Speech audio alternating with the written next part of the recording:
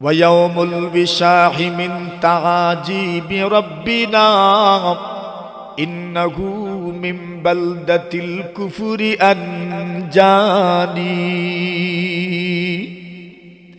আম্মা জান বলেন, ওই মেয়ে যেই দিনই আমার কাছে আসে ওই দিনই ওই মেয়ে কবিতা বৃত্তি করে ওয়ায়াউমুল বিশাহি মিন তাআজিবি রাব্বিনা ইন্নাহু মিন বালদাতিল কুফরি আনজানি।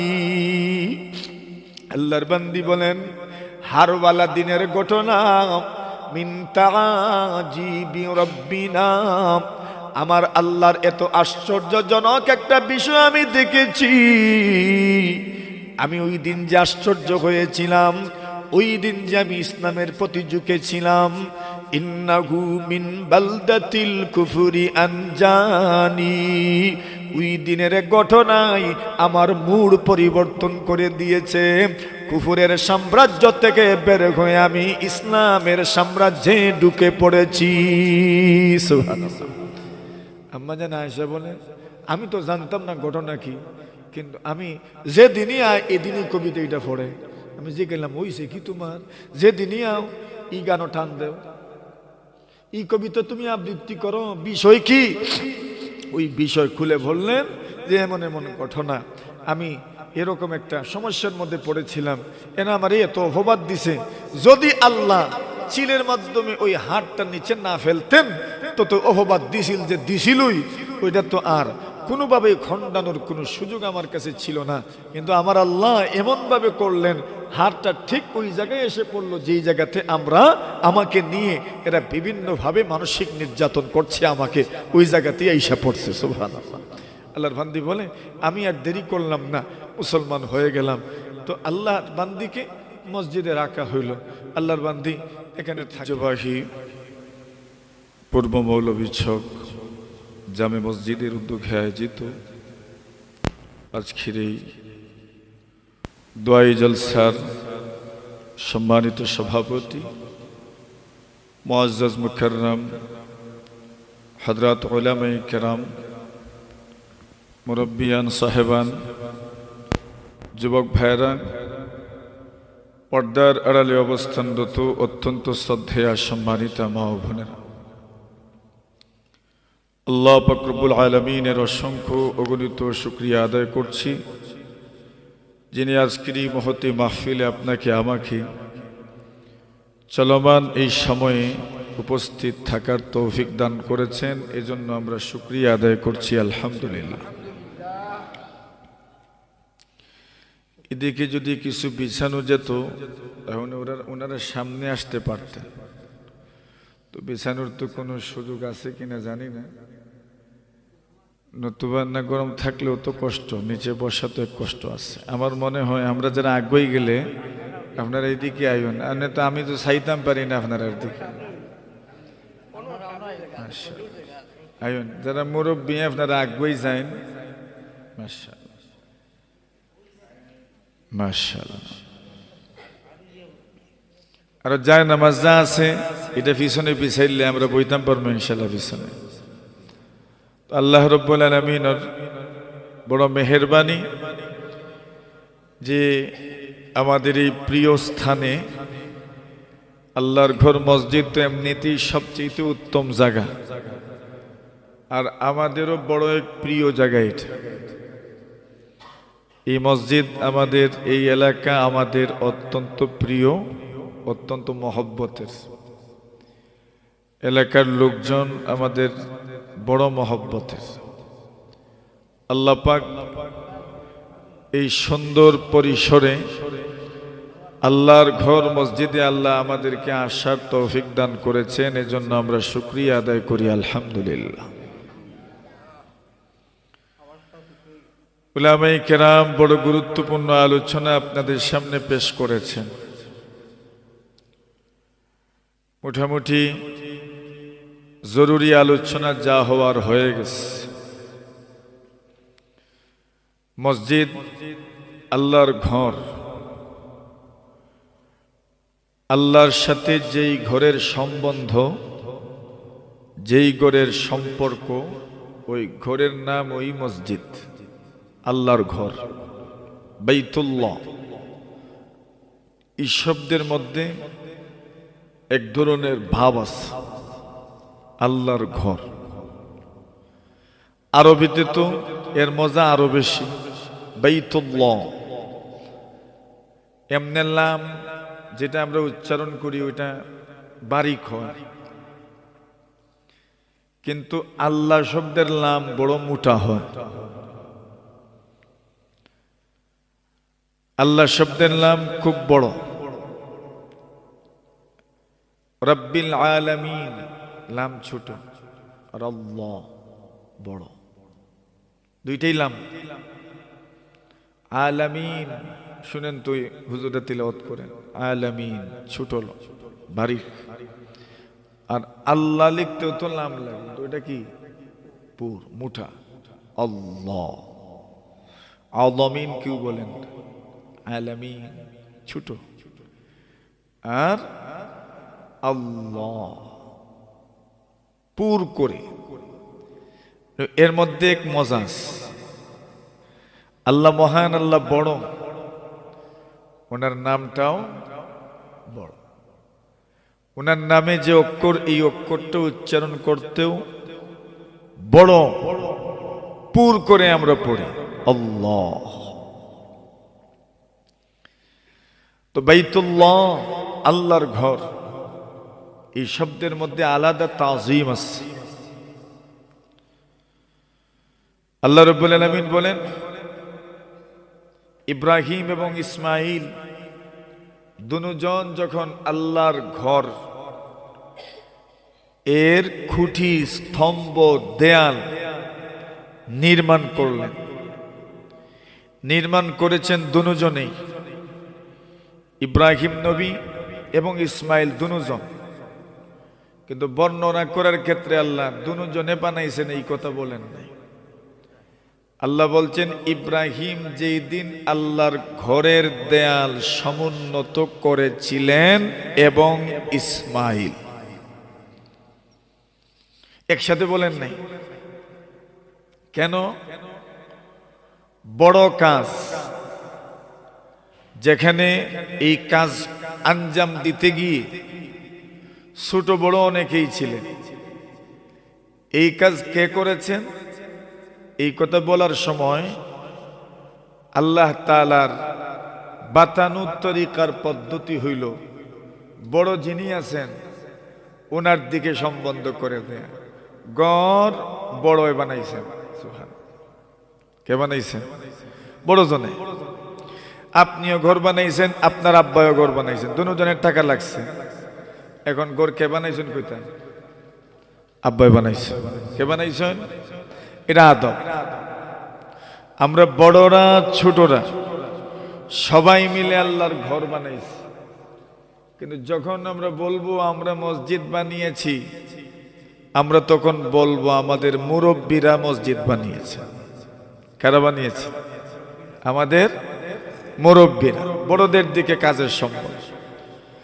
وَإِذْ يَرْفَعُ إِبْرَاهِيمُ الْقَوَاعِدَ مِنَ الْبَيْتِ وَإِسْمَاعِيلُ।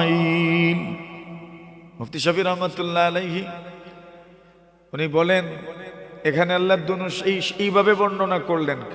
আল্লাহ বুঝাইলেন যে বড় বড় কাজ ওইটার সম্বন্ধ হইতো বড়দের দিকে। আমি কে? আমার কি অবস্থান আছে? আমাদের বড়রাই কাজ করেছেন। কাজ যেমন বড়, কাজ করনেওয়ালাও তেমন বড়। সুবহানাল্লাহ। এটা আদব, এটা সম্মান, এটা ইহতিরাম। আল্লাহ নবী হযরত মুহাম্মদুর রাসূলুল্লাহ সাল্লাল্লাহু আলাইহি ওয়াসাল্লাম আবু বকর সিদ্দিক রাদিয়াল্লাহু তাআলা আনহু এবং ওমরের সাথে ঈশান নামাজের পরে মসজিদে বসে পরামর্শ করছেন। ওমর রাদিয়াল্লাহু তাআলা আনহু বর্ণনা করার সময় বলেন, আল্লাহর রাসূল সাল্লাল্লাহু আলাইহি ওয়াসাল্লাম আবু বকরের সাথে পরামর্শ করেছেন আর আমি সাথে ছিলাম। সুবহানাল্লাহ। বুঝেন নাই? আমার সাথে পরামর্শ করেছেন এই কথা বলেন নাই। বলছেন আল্লাহর রাসূল পরামর্শ করেছেন আবু বকরের সাথে, আর আমি তাদের সাথে ছিলাম। মানে বুঝাইতে চাচ্ছেন আমি কে যে আমার সাথে পরামর্শ করবেন? বর্ণনা করার সময় বলছেন আল্লাহর রাসূল আবু বকরের সাথে পরামর্শ করেছেন। হ্যাঁ, উনি পরামর্শ করার মতো যোগ্যতা রাখেন, সম্মান দিয়ে ফেলছেন আবু বকর। আর আমি উনাদের দুজনের সাথে ছিলাম। এই কথা আমাদের অনেক মুরব্বীদের মুখ থেকেও শোনা যায়। ওই আগের যুগের কোনো বিচারের ইতিহাস বা ঘটনা যখন বর্ণনা করেন কোনো বিচারীরা, তখন বিচারের সময় এইভাবে বলেন, আমরা অমুক মুরব্বী হিসাবে এই বিচার এইভাবে করছিলাম, বৈঠকে আমিও ছিলাম। এটা আদব, এটা হইল কথার আর্ট। এর মানে কাউকে সম্মান দেয়, বড়দের দিকে কাজের সম্বন্ধ করা, এর মধ্যে আলাদা একটা তৃপ্তি আছে যে আমাদের বড়রা এটা করেছে, কাজ তো বড়, তো বস বড়দের দিকে নিসবত করে দেয়, বড়রাই কাজ করেছে। হবে কি, আল্লাহ তাআলা আপনাকেও একদিন বড় বানাবেন। ওই সময় আপনি যেই কাজ করেন নাই, ওই কাজের কৃতিত্ব আপনার ভবিষ্যৎ প্রজন্ম আপনাকেই দিবে। আর আপনি যদি দেন না, তো আপনি ওই কৃতিত্ব পাবেন না। তো আল্লাহর ঘর বড় সম্মানী, বড় মর্যাদা সম্পন্ন। যারা বানাইতে পারেন, যারা অংশগ্রহণ করতে পারেন, এই মানুষগুলো আল্লাহর জমিনে বিচরণকারী সবার চাইতে শ্রেষ্ঠ মানুষ। কেন? ওনারা আল্লাহর ঘর নির্মাণের কাজে অংশগ্রহণ করেছে। আল্লাহর নবীর যুগে এক মহিলা ছিলেন, কোন কোন বর্ণনায় পাওয়া যায় এক পুরুষ ছিলেন, মসজিদ ঝাড়ু দিতেন। কি মসজিদ ঝাড়ু দিছন্নি কোনদিন? নতুন না যে দিছন্নি কোনদিন মসজিদ ঝাড়ু কেউ? মাশাআল্লাহ, যারা দিছন না দিলাই হইনি। মসজিদ ঝাড়ু দেওয়ার মতো ফজিলতের আর কোন কাজ আছে?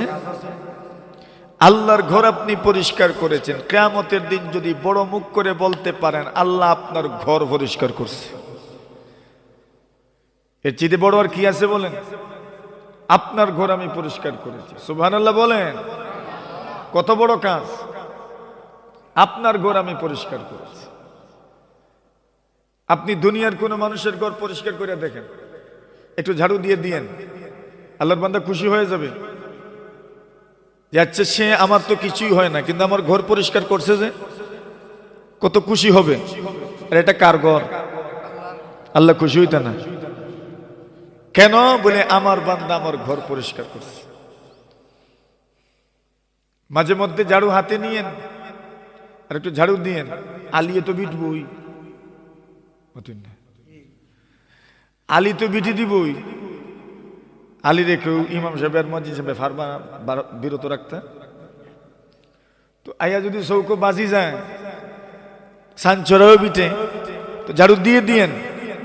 কোন নিয়তে? বলে কিয়ামতের দিন আল্লাহ যখন জিজ্ঞাসা করবেন কি করছো দুনিয়াতে, বলবেন আর কিছু করছি আর না করছি, বেশি হিসাব নিকাশ আমার কাছে নাই, তবে আপনার ঘর ঝাড়ু দিছে। আল্লাহ যদি বলেন আমার ঘর ঝাড়ু দিয়েছে, কি করা যায়? কুল্লা ইয়াউমিন হুয়া ফি শাআন। আল্লাহ বলেন আল্লাহর মোট কখন পরিবর্তন হয় কেউ জানে না, কেউ জানে না। কোন মোট কখন হবে কেউ জানে না। রহমতে ঝুস মারবে, আর এই আমলের বিনিময়ে জান্নাতের দরজা খুলে যাবে। রহমতের ঝুস মারবে। আমল ছোট, কিন্তু আমল বড় আবেগী আমল। আমার ঘর ঝাড়ু দিয়ে পাইছি। এই দুনিয়াতে কেউ যখন কারো কাজ করে, মানুষ এটাকে বড় গুরুত্বের সাথে নেয় যে সে আমার কাজ করছে। নির্বাচনে একটু খাটনি খাটলেই ফাঁস করার পরে অনুদান মিলে, না মিলে না, অনুদান মিলে। এখন নির্বাচনেও যদি একটু খাটনি খাটলে নির্বাচনের পরে অনুদান পাওয়া যায়, তো আল্লাহর ঘর আপনি ঝাড়ু দিবেন, তো আল্লাহর কাছ থেকে কোনো অনুদান পাইতে নাই মনে হয় না, পাইবা? কি পাইবেন? নবী আলাইহিস সালাতু ওয়াস সালাম ওই মহিলাকে দেখেন, পুরুষকে দেখেন, উনি সদা সর্বদা মসজিদ ঝাড়ু দেন। শুধু উনি ঝাড়ু দিতেন না, আল্লাহর নবীজি রাআ নাখামাতান ফি জিদারিল মসজিদি ফাহাক্কাহা বিয়াদিহি। নবী আলাইহিস সালাতু ওয়াস সালাম মসজিদের দেয়ালে থুতু লেগে আছে দেখলেন। মাটির মসজিদ তো কেউ থুতু ফেলে দিতেন, নবীজি সাল্লাল্লাহু আলাইহি ওয়াসাল্লাম দেখেন মসজিদের দেয়ালের মধ্যে থুতু লেগে আছে, খড়কুটা লেগে আছে। আল্লাহর নবীর সাহাবীরা বলেন ফাহাক্কাহা বিয়াদিহি, আল্লাহর নবীজি নিজের হাত দ্বারা তা পরিষ্কার করে নিতেন। আচ্ছা, নবীজির হাত কত দামি, এর চেয়ে দামি আর কিছু আছে দুনিয়ায়? নাই। নবী আলাইহিস সালাতু ওয়াস সালামের হাত কেমন ছিল? আনাস ইবনে মালিক রাদিয়াল্লাহু তাআলা আনহু বলেন, মা মাসিস্তু খাজ্জান ওয়ালা হারিরা ওয়ালা দিবাজা আলিয়ানা মিন কাফি রাসূলিল্লাহি সাল্লাল্লাহু আলাইহি ওয়াসাল্লাম। আল্লাহর জমিনে আমার নবীজির চাইতে, আমার নবীজির হাতের তালুর চাইতে মোলায়েম কোন জিনিস আমি জীবনেও ধরে ছুঁয়ে দেখি নাই। এত নরম হাতের তালু, তুলতুলা। আল্লাহর রাসূল ওই নরম হাত দিয়ে মসজিদ পরিষ্কার করতেন। সুবহানাল্লাহ। নবীর হাতের দাম তো সারা দুনিয়া একদিকে, আর নবীর এক আঙ্গুলের দাম একদিকে। নবীর এক আঙ্গুলের দাম সারা দুনিয়ার দামের চাইতেও বেশি। সুবহানাল্লাহ। তো নবীজি নিজের হাতে পরিষ্কার করতেন। নবী আলাইহিস সালাতু ওয়াস সালাম বলেন, এই জন্য মাঝে মধ্যে যদি কফ এসে যায়, তুতু এসে যায়, তো করবেন কি? এটা মুশকিল নাই। নবী আলাইহিস সালাতু ওয়াস সালাম বলেন, কি করবেন? আল্লাহ রাসূল বলেন, খবরদার ফালা ইয়াতানাখামান্না আহাদুম মিনকুম। নবী বলেন, কেউ যেন মসজিদের মধ্যে তুতু ফেলে না। প্রশ্ন করবে, যদি তুতু এসেই যায়, ফাইন বাদারাহুল বুজা। আল্লাহর নবী বলেন, যদি তুতু এসেই যায়, নবীজি বলেন কি করবেন? আল্লাহ রাসূল বলেন, তাহতা কাদামিহিল ইউসরা। আল্লাহর নবী বলেন, পায়ের নিচে দাফন করে দাও। সুবহানাল্লাহ। আমরা মসজিদের টাইলস তো কেমনে দাফন করতাম? নবী এরপরে বলছেন, তো টিস্যুর মধ্যে নিয়ে নাও। সুবহানাল্লাহ। এরপরে মসজিদকে কোনোভাবেই ময়লা যুক্ত করা যাবে না, টিস্যুতে নিয়ে নেন, বাহিরে ফেলে দেন। এখন ওই মহিলার আমল ছিল মসজিদ ঝাড়ু দেওয়া। উনি মসজিদ ঝাড়ু দিতেন। ওনার ইন্তেকাল হয়ে গেল, রাত্রিবেলা মারা গেছেন, দাফনও হয়ে গেল রাত্রিবেলা। নবীজিকে জানানোই হইল না, ইয়া রাসূলুল্লাহ অমুক মারা গেছেন। আর নবীজি তো সাহাবায়ে কেরামদের সবচেয়ে বড় ওলি। আন-নাবিয়্যু আওলা বিল মুমিনিনা মিন আনফুসিহিম। নবীজি মুমিনদের সবচেয়ে বড় ওলি। এখন বড় ওলি যদি জানাজায় না আসেন, তো জানাজা হইব না। বড় ওলি যদি জানাজায় না আসেন, তো নামাজ কেমনে হইব? কেরাম নবীজিকে জানাইলেনই না, নামাজ পড়ে নিলেন, নামাজ হয়ে গেছে। আমরা কোনো জানাজার সময় হইলে অপেক্ষায় দেখি সন্তান বিদেশ থেকে আইতো, কিটা করতো ভাইয়া? এটা কোন সিস্টেম? শরীয়তের মাসআলা হইল, কারো ইন্তেকাল হয়ে গেলে দেরি করতে নাই। নবী আলাইহিস সালাতু ওয়াস সালাম বলেন, ফা ইন কানা সালিহান, যদি নেককার হয়, কালা কদ্দিমুনি কদ্দিমুনি। আল্লাহর নবী বলেন, যেই মানুষটা মারা গেল, ওই মানুষ যদি নেককার হয়, ওই মানুষ তখন বলতে থাকে, আমারে সামনে পাঠাও, সামনে পাঠাও, সামনে পাঠাও, সামনে পাঠাও। সুবহানাল্লাহ। নেককার তো এই লোকটাকে যত দ্রুত কবরে দিবেন, তত দ্রুতই তার আরাম শুরু হইব। এই হাদিস তো শুনেন আপনারা, আপনারাও তো ওয়াজ করতে পারেন যে কবর জান্নাতের গাঠি। কবর কি? তো যদি নেককার হয় তো কবর তো জান্নাতের, কি তো কবরে দেন না কেন? আরাম করুক। আর যদি বদকার হয় তো রাখছেন কি তাহলে করো? খারাপ জিনিসকে মানুষে গড়ো নাকি? তাড়াতাড়ি বিদায় দেন। এজন্য দুনো সুরতে, দুনো তরিকায়, দুনো পদ্ধতিতে জানাজা দ্রুত হয়ে যাওয়া দরকার। নবী আলাইহিস সালাতু ওয়াস সালাম বলেন, তিন জিনিসে দেরি করতে নাই। এক নম্বর, নামাজের সময় হয়ে গেলে নামাজ পড়তে দেরি নাই। দুই নম্বর, জানাজা হাজির হয়ে গেলে জানাজা পড়তে দেরি নাই। জানাজা কি হয়ে গেলে? হাজির হয়ে গেলে। তো হাজির হওয়ার পরে বক্তব্য দেওয়া, এটা কোন জায়গার সিস্টেম? জানাজা হাজির হয়ে গেলে তো তাড়াতাড়ি দাফন করবেন, এটা শরীয়তের মাসালা। এখন জানাজা হাজির হওয়ার পরে বক্তব্য দেওয়া, এটা কোন জায়গার বেদাত? এটাকে যে আমরা প্রতিষ্ঠিত করে ফেলছি। এখানে সবাই আসেন বক্তব্য দুই কথা বলার জন্য, আর যত প্রশংসা মানুষের সব মৃত্যুর বাদে। জীবিত থাকতে প্রশংসা করব দূরের কথা, সারা জীবন দুশ্মনী করছে, মরার পরে প্রশংসা। এই দুনিয়ার মানুষের মরার পরে প্রশংসা শোনা যায়, আর কারামতিও বাইরে কোন সময়? মরার পরে। এই জন্য বেশিরভাগ কারামত 90% মিছা। উনি জীবিত থাকলে এগুলো অস্বীকার করতেন, জীবিত থাকতে কারামত বাহির হয় না, বাহির হয় কোন সময়? মরার পরে। এজন্য প্রশংসা করবেন তো জীবিত থাকতে করিয়েন, ওই মানুষটা কাজের স্পিড পাবে। কিন্তু আমরা সমালোচনা করি, কিছু কাজের মানুষ দুনিয়াতে এসে কাজ করে, আমরা আগাইতে তো দেই না, খালি সমালোচনা করি। মরণের পরে দেখবেন উঠিয়ে কইব এই মসজিদের বড় মেহনত করতে, অথচ সারা জীবন কাজ করতে দিয়েছে না। মাতুন না আপনারা, ভুল কইছি আমি। এই জন্য জানাজার সামনে নিয়ে বক্তব্য দেওয়া, এটা পরিহার করেন আস্তে আস্তে, ইনশাআল্লাহ বলেন। কোনো বক্তব্য দরকার নেই, ওসিয়ত করা দরকার। জানাজার পরে দেরি করিয়েন না, আর বক্তব্যের সুযোগ নেই। এটা আস্তে আস্তে প্রতিষ্ঠিত হয়ে গেছে। এই ব্যাপারে আমরা সচেতন হওয়া দরকার ইনশাআল্লাহ। বক্তব্য দিবেন তো মসজিদের ইমাম সাহেব মৌতের কথা স্মরণ করানোর জন্য দুই কথা বলবেন। আর এটার সবচেয়ে সুন্দর তরিকা হইল জানাজার 1-5 মিনিট আগে লইয়া যাওয়া। আপনারা তো শেষ, আর বক্তব্য নেই।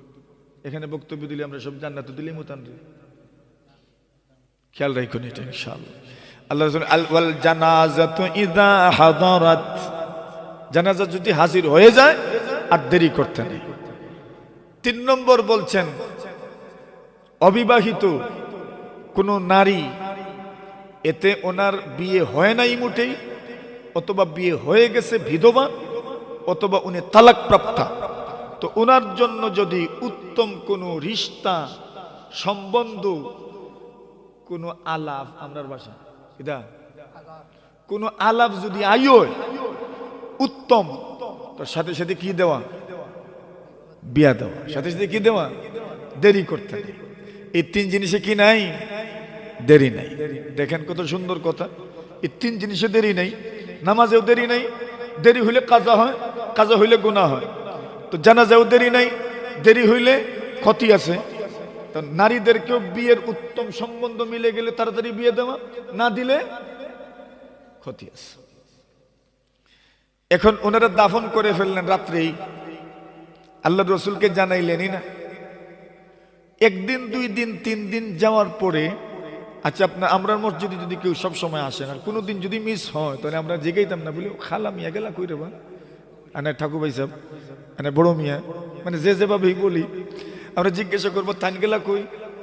আল্লাহ রসুল জিজ্ঞাসা করলেন কি ব্যাপার, আমার ওই মানুষটা কই যিনি মসজিদ ঝাড়ু দিতেন? সাহাবায়ে কেরাম বলেন ইয়া রাসূলুল্লাহ ইন্নাহা মাতাত, উনি তো মারা গেছেন। সুবহানাল্লাহ। অথবা বলছেন ইন্নাহু মাতা, পুরুষ হইলে ইন্নাহু মাতা, উনি মারা গেছেন। আল্লাহ রসুল বললেন ফাহাল্লা আযান তুমুনি, তোমরা আমাকে কেন বলো নাই? সাহাবায়ে কেরাম আশ্চর্য হয়ে গেছে। ওই মানুষটা কালো ছিলেন, যাতে সৈয়দও ছিলেন না, গুলাম ছিলেন, কৃতদাস ছিলেন, কালো ছিলেন। কিন্তু নবীজি বলছেন সে মারা গেল, তোমরা আমাকে বললা না কেন? সুবহানাল্লাহ। সাহাবায়ে কেরামের মুখ বন্ধ, ওনারা ভাবছেন উনি মরলেই কি, নবীজি তো হয়তো ওনার ব্যাপারে তেমন কোনো গুরুত্ব দিবেন না। কিন্তু যখন বলছেন ফাহাল্লা আযানতুমুনি, কেন বললা না তোমরা? ওনারা বলেন ইয়া রাসূলুল্লাহ ইন্নাহু মাতা লাইলা, রাত্রে মারা গেছেন। এখন চিন্তা করলাম রাত্রে আপনি ঘুমাইছেন, হয়তো আপনার কষ্ট হইব, যেন জায়গাই নাই। আর উনি যে এত উঁচু মানের কোনো মানুষ, আপনার কাছে যে ওনার খুবই ইজ্জত আছে, এটা তো আমরা জানতাম না। সুবহানাল্লাহ। রাসূল বলেন দুল্লুনি আলা কবরিহি,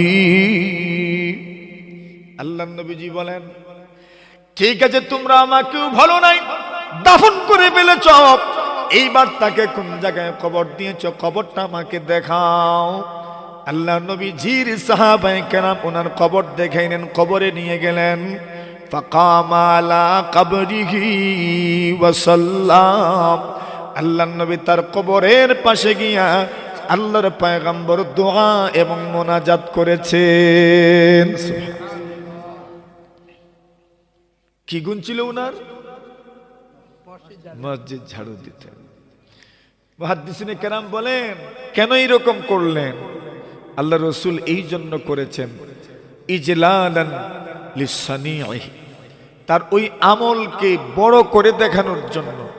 মসজিদ ঝাড়ু দেওয়াও যে একটা বড় আমল, এটা বোঝানোর জন্য রাসূল আকরাম সাল্লাল্লাহু আলাইহি ওয়াসাল্লাম এখানে গেছেন। আর যাওয়ার পরে কেউ তো বলছেন নবীজি আবার জানাজার নামাজও পড়ছেন। সুবহানাল্লাহ। এখন আরেক মাসালা আছে, কবরস্থ করার পরেও কি জানাজা পড়া যায়? কেউ বলছেন কেউ যদি এমন ওলি হন যে যিনি বড় ওলি আর ওনার অনুপস্থিতিতে দাফন করা হয়ে গেছে, তো উনি যদি মোটামুটি লাশ ফুলে নাই, ফাটে নাই, এরকম তার বিশ্বাস থাকে, মোটামুটি তো একদিন দুই দিন এরকম আর কি, তাহলে এই সময়ের ভিতরে যদি কেউ যায় কবরের পাশে আর গিয়ে যদি জানাজা পড়ে নেয় তো হয়ে যায়। সুবহানাল্লাহ বলেন। এটা এক কথা। তো আল্লাহ রসুল পড়লেন কেন? আল্লাহ রসুল তো ওনার আত্মীয় নয়, রসুল তো সবচেয়ে বড় ওলি। আন-নাবিয়্যু আওলা বিল মুমিনিনা মিন আনফুসিহিম। এই হাদিস দ্বারা বোঝা গেল রাত্রে দাফন করাও যায়। রাত্রে কি করা যায়? দাফনও করা যায়। ইমাম বুখারী অধ্যায় আনছেন বাবুন আদ-দাফনু লাইলান, রাত্রে কি করা? দাফন করা। আর এখানে ওই হাদিস আনছে রাত্রে দাফনও করা যায়, ব্যবস্থা যদি থাকে, কবর খোদার ব্যবস্থা থাকলে রাত্রে দাফন করা যায়, করতে পারেন, অসুবিধা নেই, আপত্তি নেই। দেরি না করা, দেরি না করা। আবার জানাজার টাইম নির্ধারণ করার ক্ষেত্রে আরেক ভুল করেন আমরা, করি আমরা কি, জানাজা কয়টা দিতে বলে 11:30।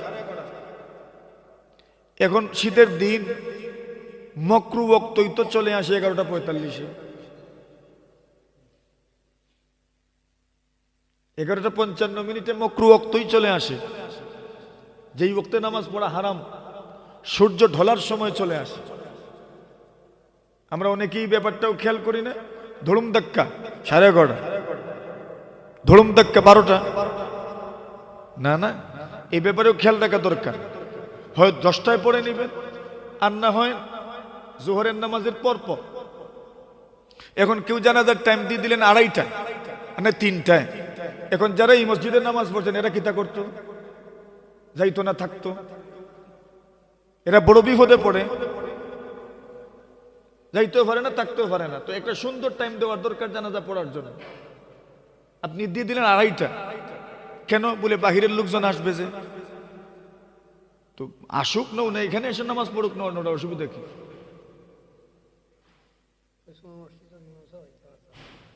হ্যাঁ, এই জন্য আমরা এই ব্যাপারে খেয়াল রাখবো যে জানাজার এমন একটা টাইম হওয়া দরকার যেন এখানে যারা নামাজ পড়ছেন এদের জন্য কষ্ট না হয়। অথবা জানাজা বিলম্ব করার কারণে এখানে যারা কষ্ট হচ্ছে এরা যে কত ধরনের কথা বলে শুনুন তো সুয়া বর্ণি। আমরা এই ব্যাপারে খেয়াল রাখবো ইনশাল্লাহ। আমি তো আজকে একবারে অকলতা মাতি লাইয়ার যে রাসূল আকরাম সাল্লাল্লাহু আলাইহি ওয়াসাল্লাম এইভাবে করতেন। আল্লাহ রাসূল সাল্লাল্লাহু আলাইহি ওয়াসাল্লাম বললেন, কেন তোমরা আমাকে বললি না? মানে শান বুঝাইলেন। মসজিদ ঝাড়ু দেওয়া বড় ফজিলতের কাম, এজন্য মসজিদ ঝাড়ু দেওয়া যদি আল্লাহ তৌফিক দেন এটাকে গুরুত্বের সাথে করিয়েন। আচ্ছা, ঝাড়ু দেওয়ার মধ্যে যদি এত ফজিলত হয় তো এবার চিন্তা করেন ঝাড়ুর উপরে যা আছে, সুবহানাল্লাহ বলে, ঝাড়ুর উপরে যা আছে এগুলোর মধ্যে কি পরিমাণ ফজিলত একটু চিন্তা করেন। ঝাড়ু দেওয়ার মধ্যে যদি এই ফজিলত হয় তো ঝাড়ু দেওয়ার উপরে যেগুলো আছে এই কাজের মধ্যে আল্লাহ কি পরিমাণ ফজিলত রাখছেন। রাসূল বলেন, ফজিলত আর কি, তোমার জন্য তো জান্নাতে বাংলা ঘর। জান্নাতে কি জাত ঘর? বাংলা ঘর। নিজের ঘর তো আছেই, তো আর আমি মসজিদ বানানোর কারণে নিজের ঘর বানানোর দরকার নেই। আর আপনি তো জান্নাতে গেলে এমনি তো ঘর পাইবে। তো বলে মসজিদ বানাইলে কি দিবেন? বলে বাংলা ঘর দিবেন না ফুবর ঘর দিবা? কি জাত ঘর? বাংলা ঘর আর নাই ফুবর ঘর। আগের যুগে মানুষে ফুবে এক ঘর বানাইতা মেহমান থাকার লাগি, ওইটার নাম ছিল হাওয়েলি। কি নাম? ওই যে এখানে চান খার হাওয়েলি, এটাতে আমরা তো এখন সানখার বিল কইলাই একবারে সংক্ষেপ। এটা সানখার হাওয়েলি। হাওয়েলি মানে বাংলা ঘর, হাওয়েলি মানে ফুবের ঘর, মেহমানের ঘর, মুসাফিরের ঘর, এটা উর্দু শব্দ। তো আল্লাহ জান্নাতের মধ্যে মসজিদে যারা অংশগ্রহণ করেন, কাজে অংশগ্রহণ করেন, তাদের জন্য আল্লাহ জান্নাতে কি জাত ঘর বানাইবা? হাওয়েলি বানাইবা, বাংলা ঘর বানাইবা, ফুবর ঘর বানাইবা, সরাইখানা বানাইবা, মুসাফিরখানা বানাইবা, মেহমানখানা বানাইবা। এর মানে হইল এটা এক্সট্রা ঘর আপনার জন্য। তো বলেন না, যার বাড়িতে নিজের থাকার ঘরও আছে, মেহমানদের জন্য আলাদা ঘর আছে, এই ঘরের আলাদা, এই বাড়ির আলাদা এক শান আছে না নাই? তো জান্নাতের মধ্যেও আপনি মসজিদে বানানোতে অংশগ্রহণ করার কারণে আল্লাহ তাআলা আলাদা এক ফজিলত আর মর্যাদা আপনাকে দান করবেন। এখন এত বড় বাম্পার অফার যে শুনাইলা, একটা মসজিদ কেমনে বানাইতাম? আল্লাহ রাসূল বলেন, সাগীরান কানা আও কাবীরা, ছোট হোক আর না হয় বড় হোক, ছোট হোক আর না হয় বড় হোক। ছোট বলতে কত বড়? ছোট তো একটা ছোট, এইটাও তো বানানো আমাদের জন্য কঠিন। রাসূল বলছেন, ওয়ালাউ কাম মাফহাসি কাতাতিন, দৈরলি ফাঁকি চিনুননি? দৈরলি চিনুননি? দুয়েল ছোট না বড়? ছোট। চড়ুই ছোট। রাসূল বলছেন, চড়ুই পাখির, দুয়েল পাখির পিঞ্জিরার মতো যদি কেউ একটা মসজিদ বানায়, আল্লাহ রাসূল বলছেন তার জন্য জান্নাতে বাংলা ঘর। মুসান্নফ ইবনে আবি শাইবার রিওয়ায়াত। এর অর্থ কি দাঁড়ালো? আচ্ছা, চড়ুই পাখির পিঞ্জিরায় সিজদা দেওয়া যাইব না? মানে রাসূল বুঝাইলেন, ছোটও যদি হয়, কমও যদি হয়, একদম ছোটখাটো যদি হয়, এর অর্থ দাঁড়াইলো আপনার তৌফিক মতো আপনি কিছু দিলেন, আপনার জন্য আল্লাহ জান্নাতে কি বানাইবেন? কি জাত? কি জাত? হাওয়েলি বানাইবেন, বাংলা ঘর বানাইবেন, মেহমানখানা বানাইবেন। নবী আকরাম সাল্লাল্লাহু আলাইহি ওয়াসাল্লাম বলেন, এই কথা বলছেন হাফিজ বদরুদ্দিন আইনি রাহিমাহুল্লাহু তাআলা উমদাতুল কারির মধ্যে লিখেন, কোন মিস্ত্রি মেস তৈরি, যে এই মেস তৈরি যদি ওনার যে কাজের একটা সময় সীমা আছে, এই সময়ের চাইতে যদি 2টা মিনিট সময় বেশি দেন, 2 মিনিট সময় বেশি দিলেন, 5টা মিনিট সময় বেশি দিলেন, 10টা মিনিট সময় বেশি দিলেন, আল্লাহর বান্দা বলেন ওই মিস্ত্রির আমল নামায়ও আল্লাহ তাআলা মসজিদ বানানোর সওয়াব দিবেন, আর জান্নাতে এমন মিস্ত্রির জন্য আল্লাহ তাআলা বাংলা ঘর বানাইবেন। কেন? বলে উনি কি করেছেন? বলে এক্সট্রা টাইম উনি মসজিদ বানানোর কাজে উনি ব্যয় করেছেন। মানে মসজিদ বানানো, মসজিদ কেন্দ্রিক মানুষের যত আমল আছে, এই আমলগুলো আল্লাহ তাআলার কাছে এত শানওয়ালা, এত মানওয়ালা, এত উঁচু মাপের আমল। রাসূল আকরাম সাল্লাল্লাহু আলাইহি ওয়াসাল্লাম একদিন মসজিদে আছেন, আল্লাহর রাসূল, আল্লাহর হাবিব সাল্লাল্লাহু আলাইহি ওয়াসাল্লাম মসজিদের মধ্যে অবস্থান করছেন। নবীজির তো মসজিদই ছিল সবকিছু, এখানেই সবকিছু হইতো, এখানেই তাবু টানাইতেন। কেউ থাকতেন ঘরে, কেউ বাড়ি নাই, ঘর নাই, থাকবেন কই? আল্লাহ রাসূল বলতেন, আয়ো মসজিদে। সুবহানাল্লাহ। কই আইও? মসজিদ আইও। আল্লাহ রসুলের জন্য তো ঘর বানানো হয়েছে না পরে? আবু আইয়ুব আনসারী বলেন নবীর জন্য ঘর বানানো হয়েছে পরে, এর পর্যন্ত তো আমার ঘরে ছিলেন। আমার ঘরের দুতলায়, কত আমি থাকতাম, আর নবী নিচের তলায়। আমি বললাম ইয়া রাসূল আপনি দুতলায় চলে যান, আপনি থাকবেন নিচে আর আমি থাকবো উপরে, হয় না? রসুল বললেন এখানে নিচ উপরের ব্যাপার না, আমার সাথে লোকজন সাক্ষাতের জন্য আসবে, তুমি যদি নিচে থাকো আর আমি উপরের তলায় থাকি তোমাদের কষ্ট হবে, এজন্য আমি নিচের তলায় থাকবো, তোমরা থাকবো উপরের তলায়।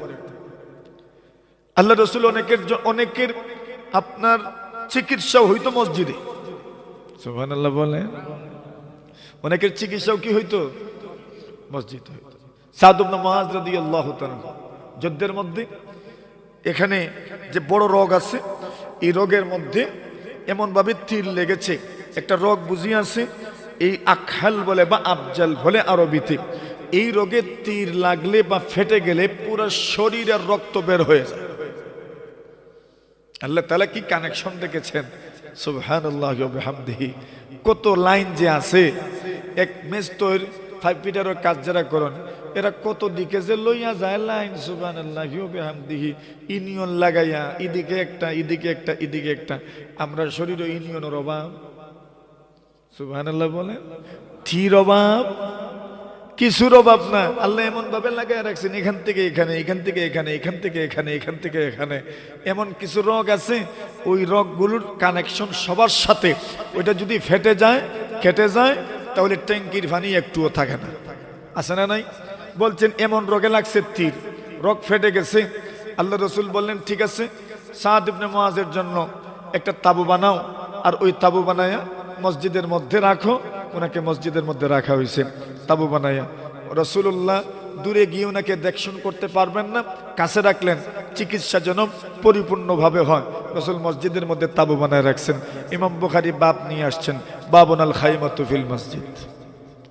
মসজিদের মধ্যে তাবুও টানানো যায়, মসজিদের মধ্যে থাকাও যায়, সুবহানাল্লাহ বলেন। মসজিদের মধ্যে থাকা যায়। এক মহিলার জন্য মসজিদে আলাদা তাবু টানার কষ্ট হইতেছে নি আপনারা? কইতাম নি, হুনই নি আপনারা, হুনাজার নি, কষ্ট ওর না।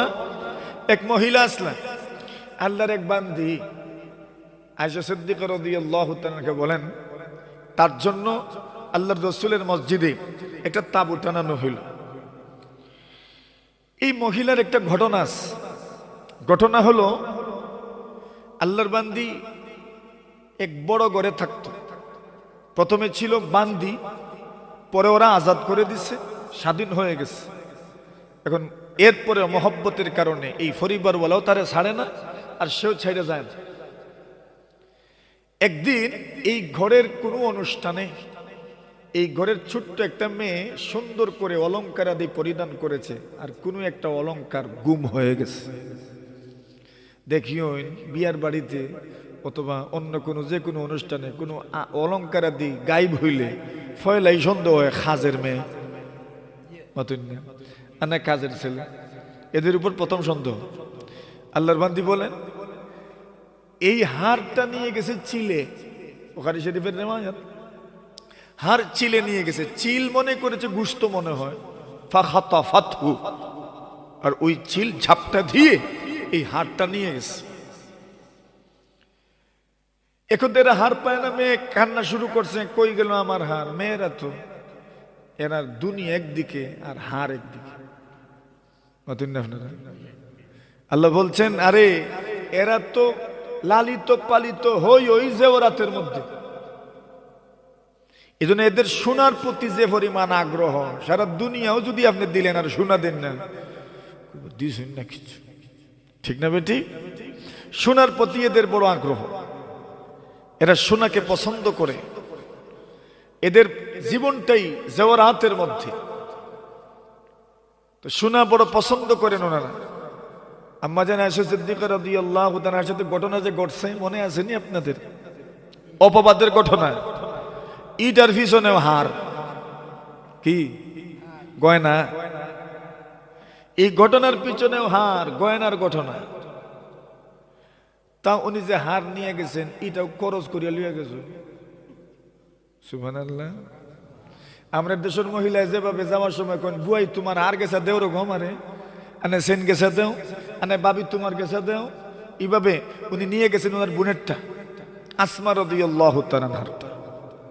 ইস্তাহারাত কিলাদাতাম মিন আসমা, আসমা রাদিয়াল্লাহু তাআলার কাছ থেকে একটা হার উনি আপনার খরচ লইয়া গেছেন, আর ওইটাই গুম হইছে। ইমাম বুখারী বলেন কিতাবুন নিকাহের মধ্যে রওয়ায়াত আনছেন, ওই রওয়ায়াত এখান থেকে নিয়ে ওইখানে আনছেন, বলছেন হার খরচ করিয়া পরিধান করা যায়। সুবহানাল্লাহ, যাই যাচ্ছে ওই বস্তু ফতোয়া দিয়েছেন।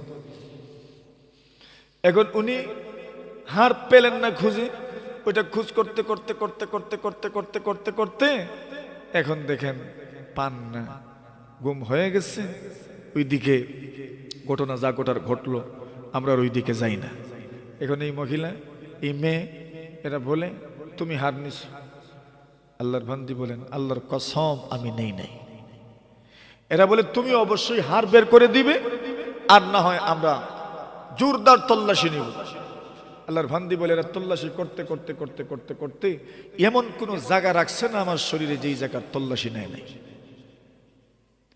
কিন্তু আল্লাহ তাআলা তার কুদরতের সামনে দুনিয়ার সব ষড়যন্ত্র আর কৌশল একদম মাকড়সার ঝালের মতো ছিন্ন ভিন্ন হয়ে যায়, ঠিক কিনা?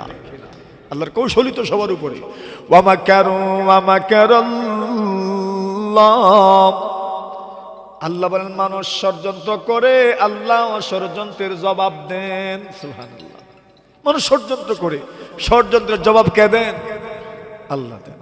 আল্লাহও ঘুরাইতে পারেননি না, না আল্লাহও ঘুরাইতে পারেন। এখন এই মহিলা বড় নিরুপায়, আর মাজলুম যারা হন এদের দিলে কে থাকেন? আল্লাহ থাকেন। মাজলুমের আল্লাহর কাছে বড় প্রিয়। আল্লাহর আরশ পর্যন্ত কেঁপে উঠে মাজলুমের মুখ থেকে যখন বের হয়। আল্লাহর বান্দি বড় কষ্ট পাইছে। এমন সময় চিল যখন নিয়া দেখছে এটা গুস্ত না, রাখবো নিয়া কিতা করতো? সুবহানাল্লাহ। এমনিতেই চিল ওই হাড়টা ছেড়ে দিয়েছে, আর যেই জায়গায় এরা গুল মিটিং করে ওই জায়গাতে আইয়া পড়ছে। সুবহানাল্লাহ। আল্লাহর বান্দি বলেন হাদাল্লাযী তাগামতুমুনি বিহি, ওই যে নেও, এটার কারণেই তো তোমরা আমার অপবাদ দিছো, নেও এখন। আল্লাহর বান্দি এই ঘটনাকে স্মরণ করতেন, চিন্তা করলেন আল্লাহ তো শুনলাম কত নাম আল্লাহ, কিন্তু এই ঘটনা আল্লাহ ছাড়া তো কেউ ঘটানোর কথা না। আসলামা, আল্লাহর বান্দি মুহাম্মদুর রাসূলুল্লাহর কাছে গিয়েই বলে দেরি করিয়েন না, আমাকে এই মুহূর্তে মুসলমান বানায়া দেন। আল্লাহর বান্দি মুসলমান হয়ে গেলে ফাজুইলাত লাহা খিবাআন ফিল মসজিদ, মসজিদের এক কোণায় ওই মহিলার জন্য একটা তাবু বানানো হয়েছে। আম্মা জান আয়েশা বলেন এই মেয়ে প্রায় প্রতিদিনই আমার কাছে আসতো, আর আসিয়া গল্প গুজব করতো। যতদিন আইছে কোনদিন মিস নাই এই কবিতা আবৃত্তি করেছে। কি কবিতা? ওয়ায়াউমুল বিশাহি মিন তাআজিবি রাব্বিনা ইন্নাহু মিন বালদাতিল কুফরি আনজানি। আম্মা জান বলেন ওই মেয়ে যেই দিনই আমার কাছে আসে ওই দিনই ওই মেয়ে কবিতা আবৃত্তি করে ওয়ায়াউমুল বিশাহি মিন তাআজিবি রাব্বিনা ইন্নাহু মিন বালদাতিল কুফরি আনজানি। আল্লাহর বান্দি বলেন হারওয়ালা দিনের ঘটনা মিন তাআজিবি রাব্বিনা, আমার আল্লাহর এত আশ্চর্যজনক একটা বিষয় আমি দেখেছি। আমি ওই দিন যে আশ্চর্য হয়েছিলাম, ওই দিন যে আমি ইসলামের প্রতি ঝুঁকেছিলাম, ইন্নাহু মিন বালদাতিল কুফরি আনজানি। ওই দিনের ঘটনায় আমার মুড পরিবর্তন করে দিয়েছে। কুফরের সাম্রাজ্য থেকে বের হয়ে আমি ইসলামের সাম্রাজ্যে ঢুকে পড়েছি। সুবহানাল্লাহ। আম্মা জান আয়েশা বলে, আমি তো জানতাম না ঘটনা কি, কিন্তু আমি যেদিনই এদিনই কবিতা এটা পড়ে আমি যে গেলাম ওইসে কি তোমার, যেদিনই আও ই গানও টান দেও, এই কবিতা তুমি আবৃত্তি করো, বিষয় কি? ওই বিষয় খুলে বললেন যে এমন এমন ঘটনা, আমি এরকম একটা সমস্যার মধ্যে পড়েছিলাম, এরা আমার এত অপবাদ দিছে, যদি আল্লাহ চিলের মাধ্যমে ওই হাতটা নিচে না ফেলতেন তো অপবাদ দিছিল যে দিছিলই, ওইটা তো আর কোনোভাবে খণ্ডানোর কোনো সুযোগ আমার কাছে ছিল না।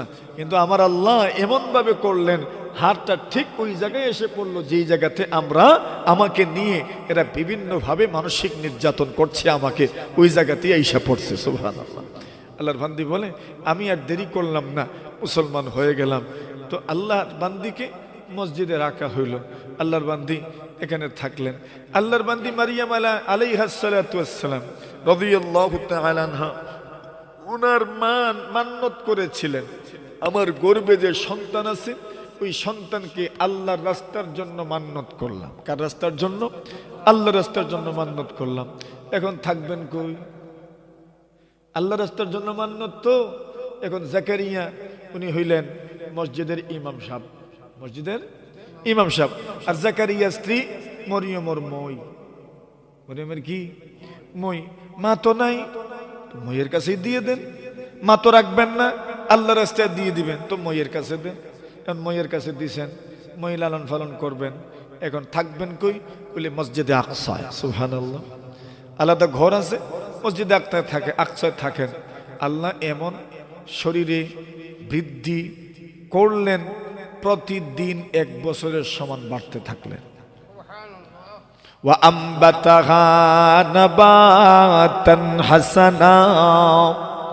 আল্লাহ বলেন এমন ভাবে বাড়তে থাকলেন, এমন ভাবে বাড়তে থাকলেন, মানে অনেক দিনের সমপরিমাণ একদিনে বেড়ে যান।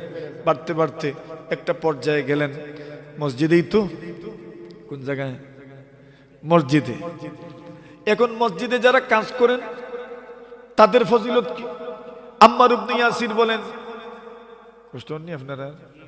আম্মার ইবনে ইয়াসির বলেন, একদিন রাসূলুল্লাহ সাল্লাল্লাহু মসজিদ নির্মাণের জন্য বলছেন কাজ করো, আমরা কাজ করছি। কাজ কি? ইট বইয়া লইয়া যাই। সুবহানাল্লাহ। কি? আল্লাহ রসুল বলেন, কাবা যে সময় নির্মাণ হয় এই সময় আমি নিজের কাঁধে ইট এবং পাথর বহন করেছি। সুবহানাল্লাহ বলেন। কুরাইশরা কাবা নির্মাণ করবেন, এখন কাবা নির্মাণে তারা কোন ধরনের মাল ব্যবহার করবেন? বলে একবারে পিওর মাল, হালাল, হারাম দিবেন না। সুবহানাল্লাহ বলেন। এখন হারাম দিবেন না যে, তো হালাল মাল দিয়ে যতটুকু হয় এতটুকুই বানাইছে। বুঝছেন নাকি? কিছু কইছি যে আমি হালাল মাল দিয়ে যতটুকু পারছে এতটুকুই বানাইছে। কাবা শরীফের সামনের দিকে দেখেন, ওই যে চুকা এক জায়গা আছে, এটাকে হাতিমে কাবা বলে, ওই জায়গাতে তারা বিল্ডিং বানাইতে পারে নাই, কিন্তু তাদের হালাল মালে যতটুকু হয়েছে এতটুকুই। সুবহানাল্লাহ।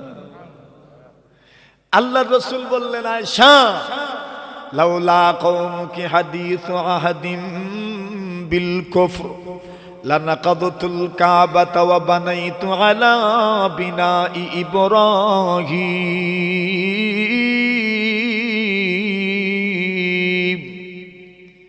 আল্লাহর রাসূল বলেন, আয়েশা গো, তোমার জাতি যদি নতুন মুসলমান না হইতো তাহলে আমি কাবা ভেঙে ফেলতাম।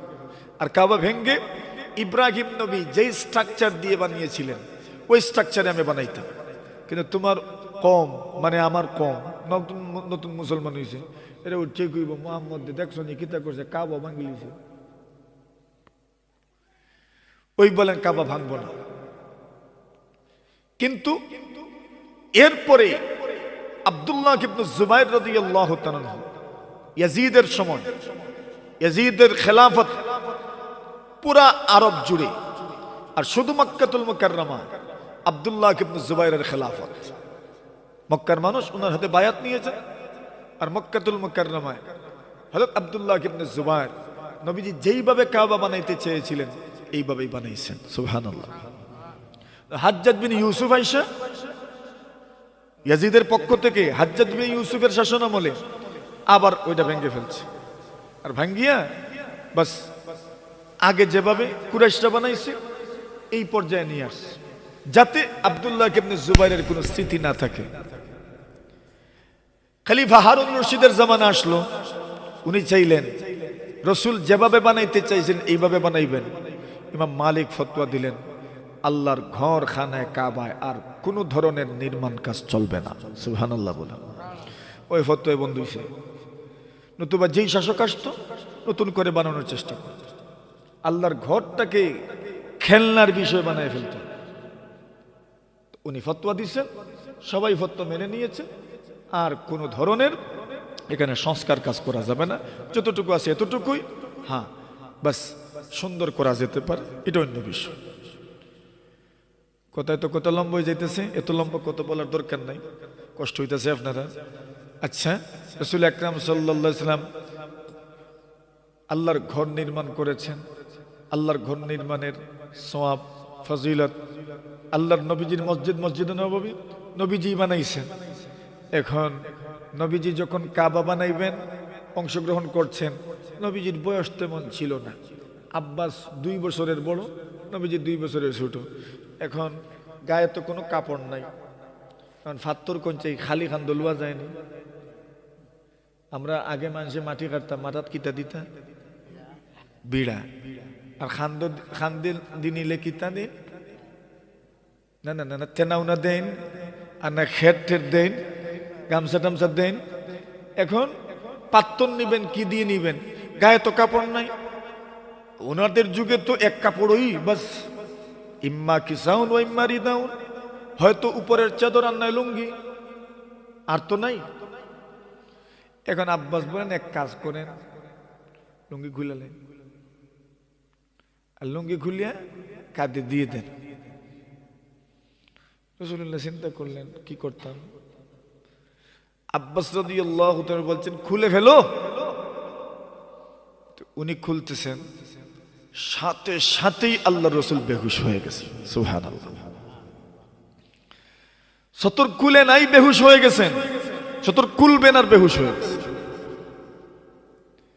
আব্বাস চিন্তা করলেন কি মরি গেল নাকি বাতিজা, বুঝে ফেললেন ঘটনা কোন জায়গায়। লুঙ্গি পড়াইছেন, হুশ ফিরে এসেছে। সুবহানাল্লাহ। তো নবীজি মসজিদ নির্মাণের কাজে অংশগ্রহণ করেছে। আম্মার ইবনে ইয়াসির রাদিয়াল্লাহু তাআলা আনহু আল্লাহর ঘর মসজিদ নির্মাণ করেন। নবীজির মসজিদ দুইটা দুইটা করে ইট নিয়ে যাচ্ছে। নবীজি আম্মার ইবনে ইয়াসিরের মাথার থেকে, শরীর থেকে, গায়ের থেকে বালু মুছেন আর বলেন, যেই মানুষের শরীরে আল্লাহর রাস্তার ধুলা বালু লাগে এই শরীরকে জাহান্নামের আগুন জ্বালায় না। এই জন্য আল্লাহর ঘর মসজিদ নির্মাণে অংশগ্রহণ করতে পারা এটা অনেক বড় সওয়াবের কাজ, ফজিলতের কাজ। করব না ইনশাআল্লাহ। মসজিদের সৌন্দর্য বর্ধন শরীয়তে এটা কাম্য। তাতয়িবুল মাসাজিদ, তাজয়িনুল মাসাজিদ, মসজিদকে সুন্দর করা, মসজিদকে পুত পবিত্র করা, সৌন্দর্য বর্ধন করা, শরীয়তে এটা কাম্য। শরীয়তে এটা মাকসুদ যে করো, সুন্দর করো, সুন্দর করো আল্লাহর ঘর মসজিদ। তো আল্লাহর ঘর মসজিদ সুন্দর হইতো না ইনশাআল্লাহ। কাজ কাম তো আছে, সব দেখছি মাত্র 2টা।